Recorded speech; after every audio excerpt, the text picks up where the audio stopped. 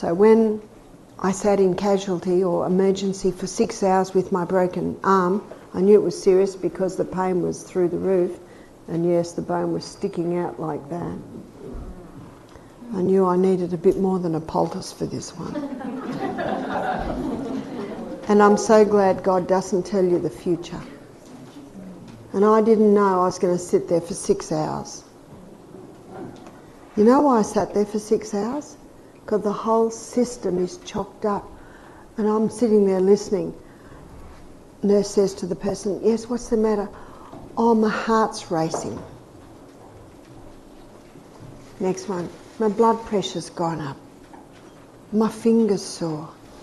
My little girl's got a sore elbow. My little boy's got gastric. He's running around the place. He didn't look too sick to me. And the whole system is chocked up, and I'm sitting there and I'm confronted with two facts. Number one is no one knows how to look after their bodies anymore. Going to emergency because some gravy fell on the hand?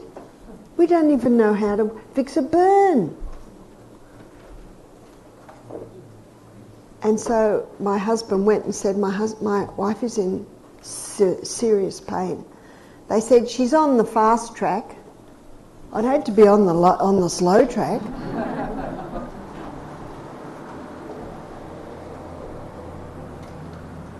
And the other thing that I was confronted with was, now I know why I do what I do.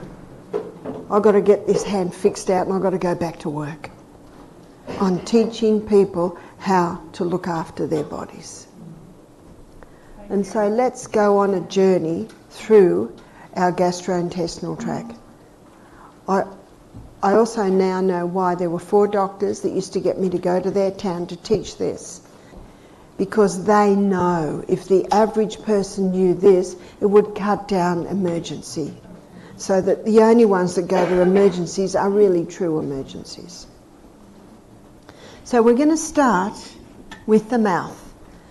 And the mouth is the only place in the gastrointestinal tract what we have say over.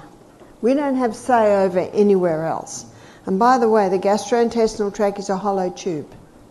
So it's considered an external part of the body.